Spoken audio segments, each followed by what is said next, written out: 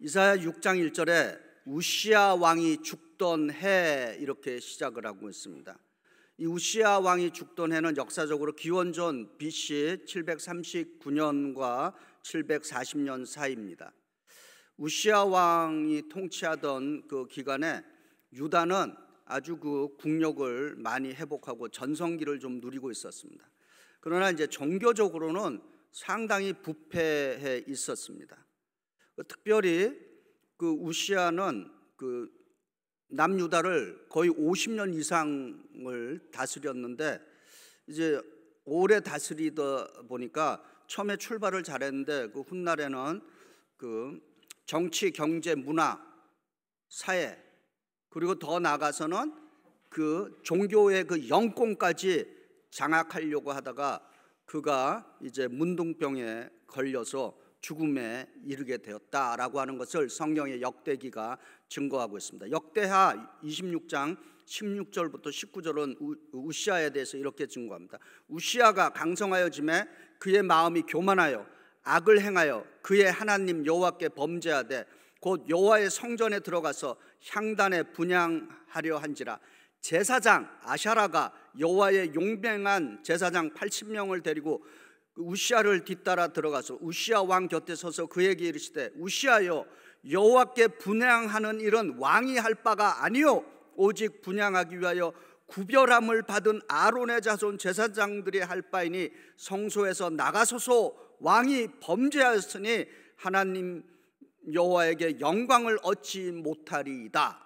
왕이 범죄하였으니 우시야가 손으로 향로를 잡고 분향하려고 하다가 화를 내니 그가 제사장에게 화를 낼 때 여호와의 전안 향단 곁 제사장들 앞에서 그의 이마에 나병이 생긴지라.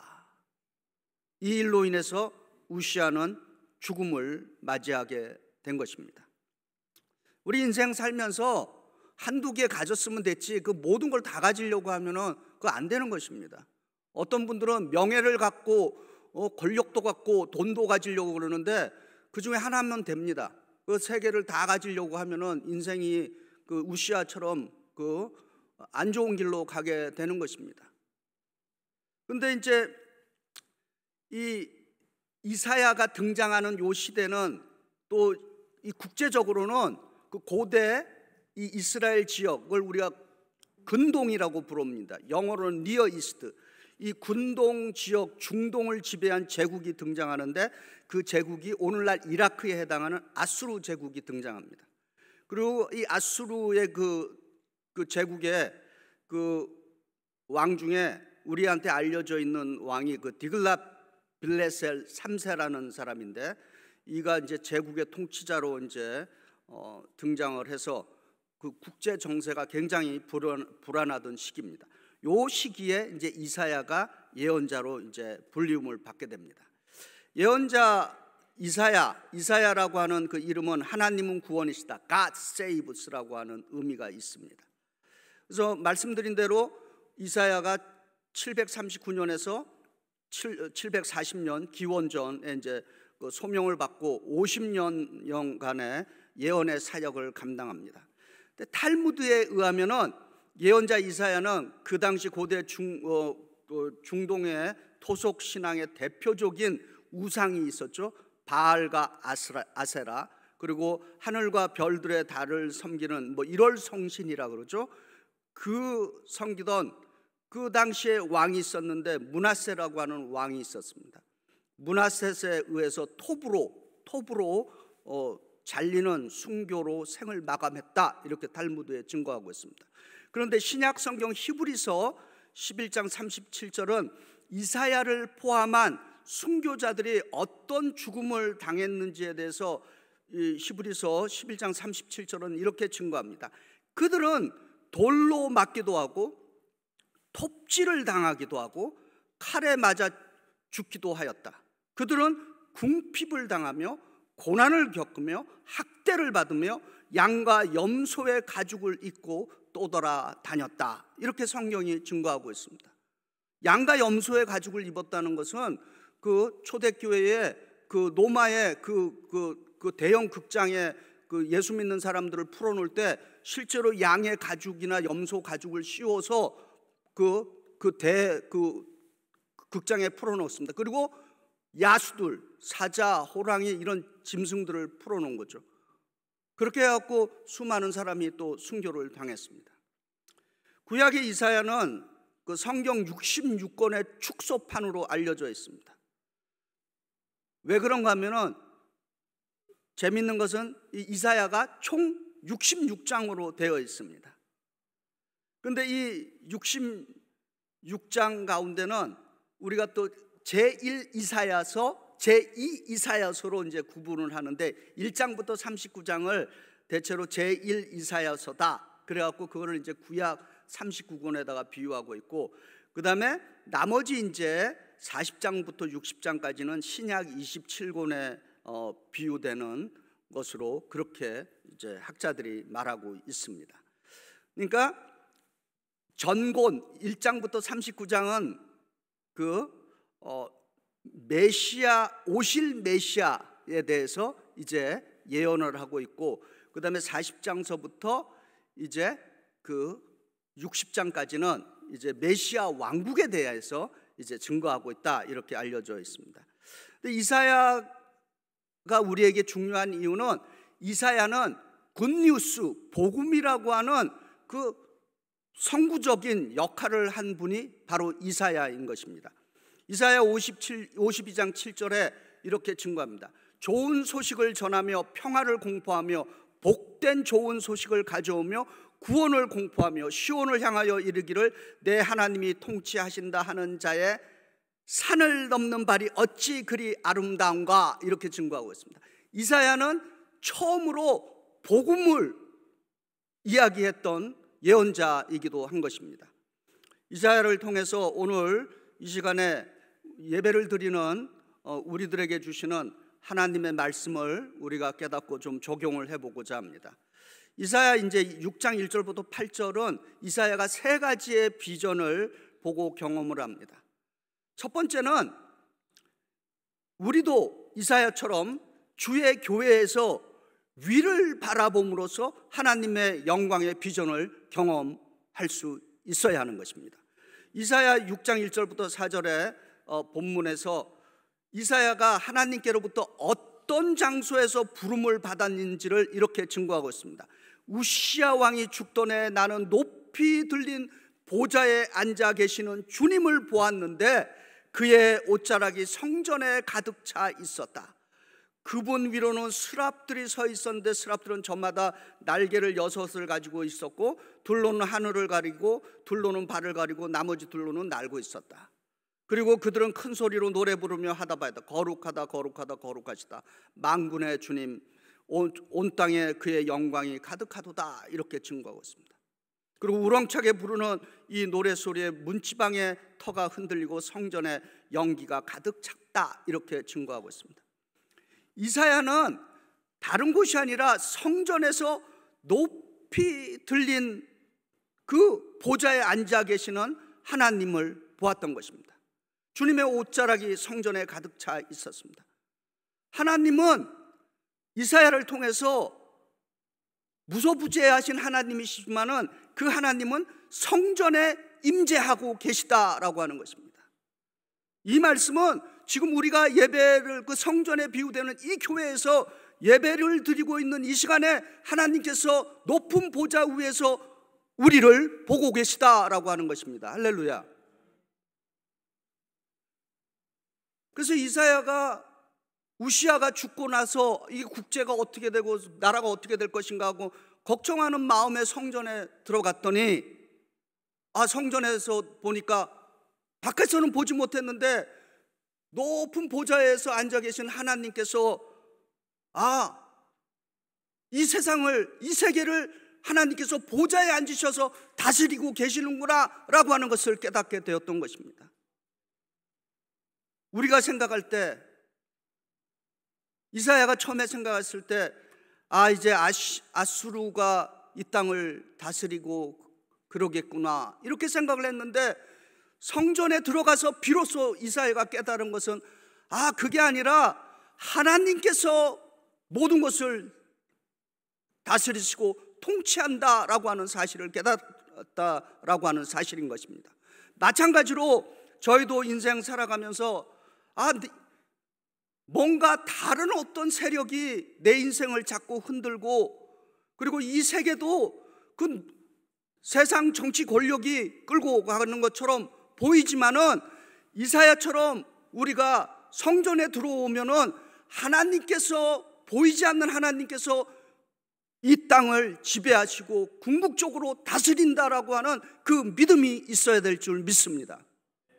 혹시 우리들 가운데 내 인생 왜 이렇게 힘들까? 원수마귀 사단이 혹은 그 누군가가 나를 이렇게 힘들게 하는 건가? 그러나 성전에 들어오면은 위를 보면서 하나님께서 결국은 모든 것을 다스리신다라고 하는 그러한 확신을 가지시기를 바랍니다. 요한계시록 1장 8절에 이 역사의 알파와 오메가이신 주님이 여전히 보좌에 앉아서 이 세계를 다스리고 있다는 것을 이렇게 증거합니다. 주 하나님이 이르시되 나는 알파와 오메가라, 이제도 있고 전에도 있었고 장차 올 자여 전능한 자라 하시더라. 아멘. 우리도 참 바쁜 가운데 또 이민생활하면서 어려움 중에 있는 분들도 있는데, 이 예배당에 왔을 때, 하나님께 예배를 드릴 때 이곳에서 하나님의 임재가 함께하고 있고, 결국은 내 인생뿐만 아니라 세계의 모든 것을 주께서 다스리신다라고 하는 그러한 확신이 있기를 축복합니다. 두 번째로, 이사야처럼 우리들의 이사야는 하늘을 보고 그 하늘에서 높이 들려 올리신 하나님을 보고, 이제 두 번째로는 자신의 내면을 들여다보면서 자기가 깨달은 것이 있습니다. 이사야처럼 우리들도 하늘을 보면서 또한 내 내면을 들여다보면서 우리가 죄인임을 깨닫고 죄 용서를 받았다라고 하는 확신이 있기를 바랍니다.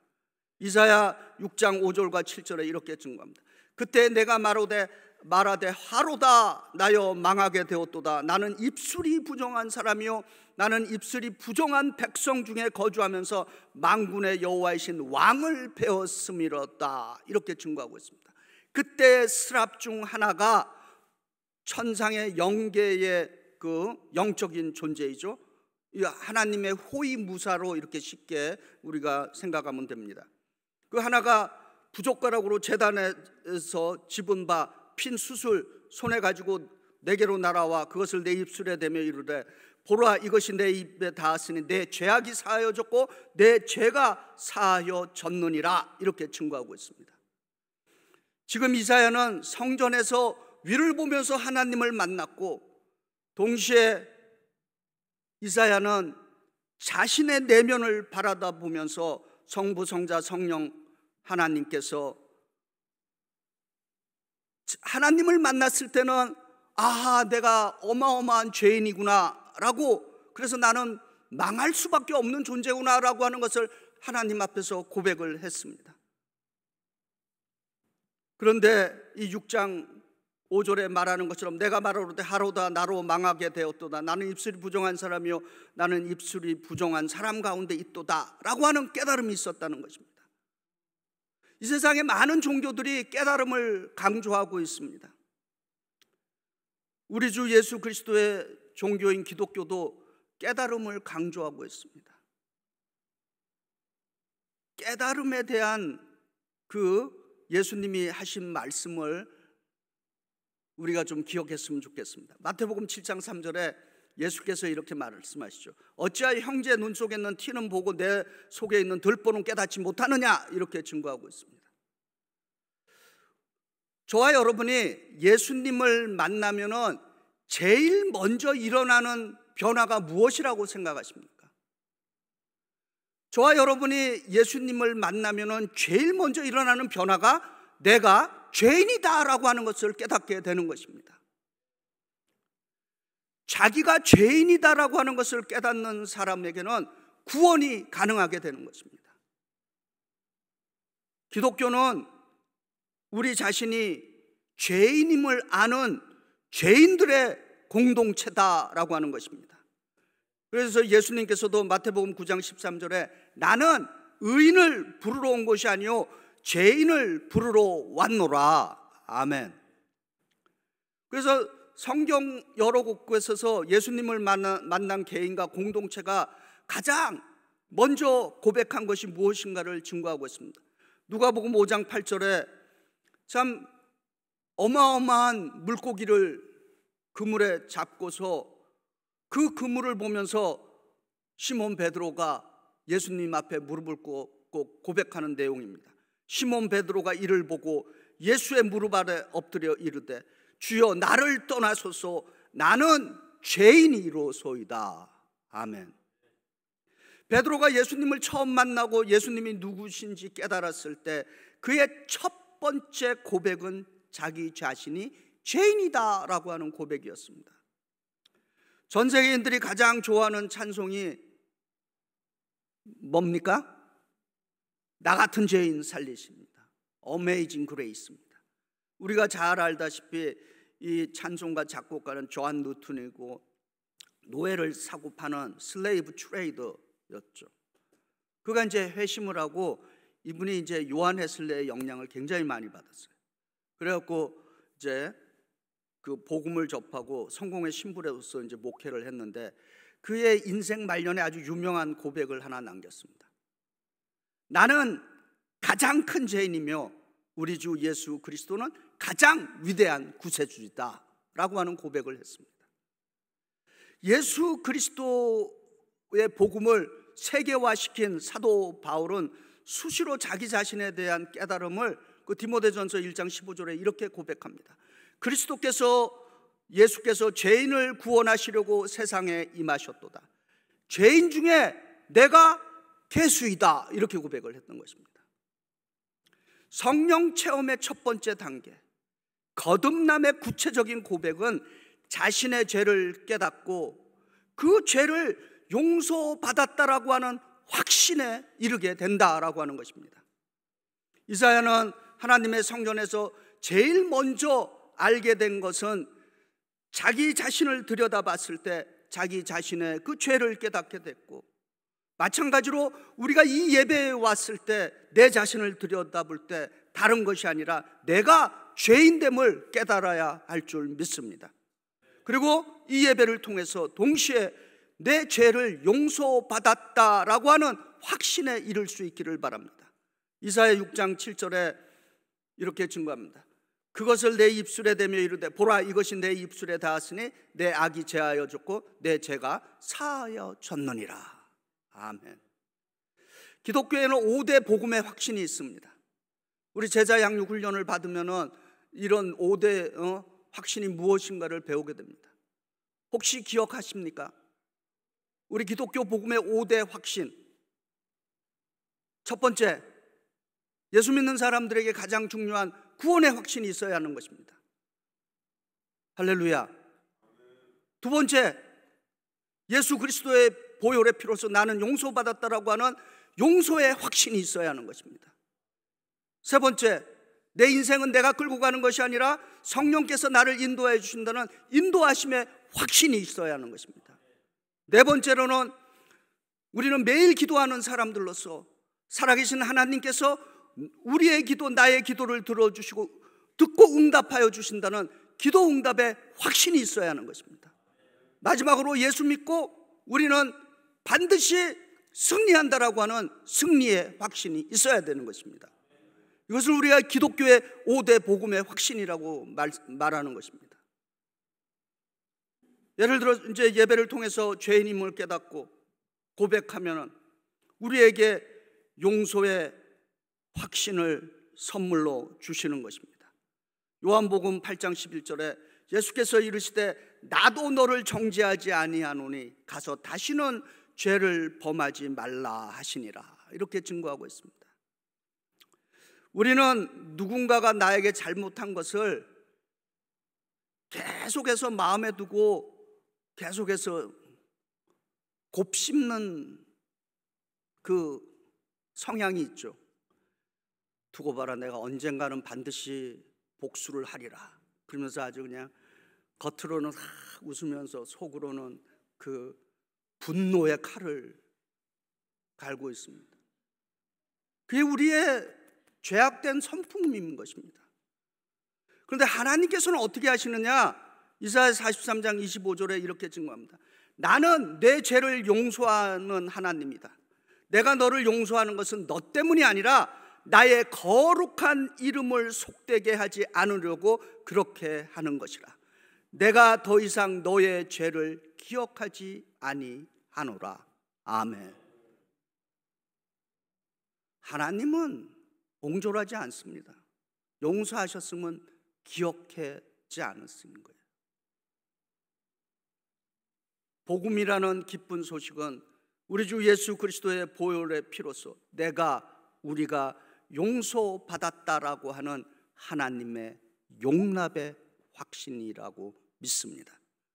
세 번째로 이사야처럼 위를 보고 하나님의 다스림을 깨달았고 자신을 보면서 자신의 죄인과 자신의 죄와 자신의 죄가 용납되었다라고 하는 것을 깨닫고, 이제 이사야는 밖을 보면서 자신의 소명을 깨닫고 자신이 무엇을 해야 할지 그 사명을 알게 되었던 것입니다. 그래서 이사야 6장 8절에 내가 또 주의 목소리를 들으니 주께서 이르시되 내가 누구를 보내며 누가 우리를 위하여 갈고 하시니 그때 내가 이르되 내가 여기 있나이다. 나를 보내소서. 아멘. 성경은 하나님의 부르심이라고 하는 소명, 그리고 부르심이라고 하는 소명과 또 하나님께서 보내주시는 사명의 책인 것입니다.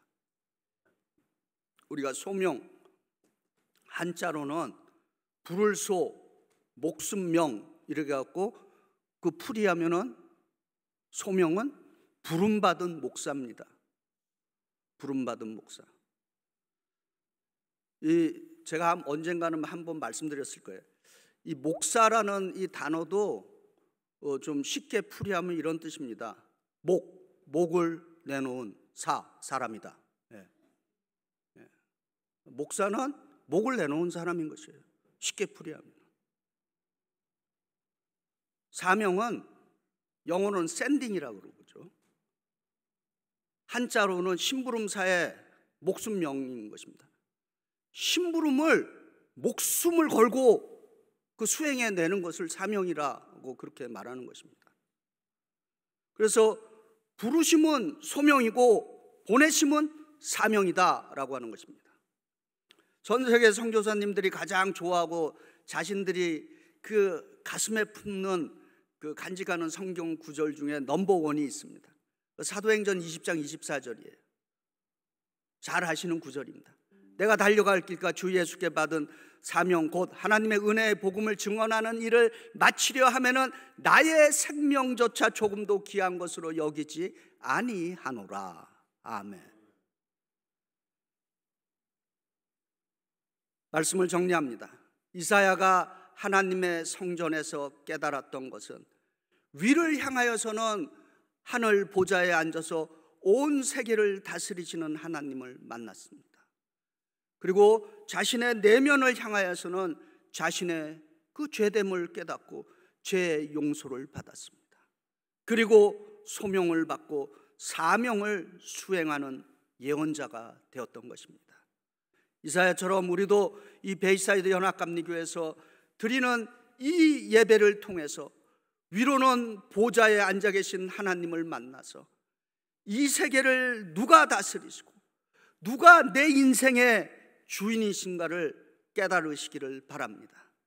그리고 우리 자신 그 내면을 향해서는 우리 각 사람이 얼마나 큰 죄인인가를 깨닫고 우리 주 예수 그리스도의 그 보혈의 피로써 내가 하나님께 용납되었다라고 하는 용서의 확신을 갖는 분들이 되시길 바랍니다. 마지막으로 용서받은 죄인으로서 하나님이 우리를 부르시는 소명을 갖고 사명이라고 하는 그 심부름을 잘 감당해 내야 할 줄 믿습니다. 성부, 성자, 성령 하나님의 도우심으로 이사야처럼 소명받고 사명자의 삶을 결단하시기를 주의 이름으로 축원드립니다.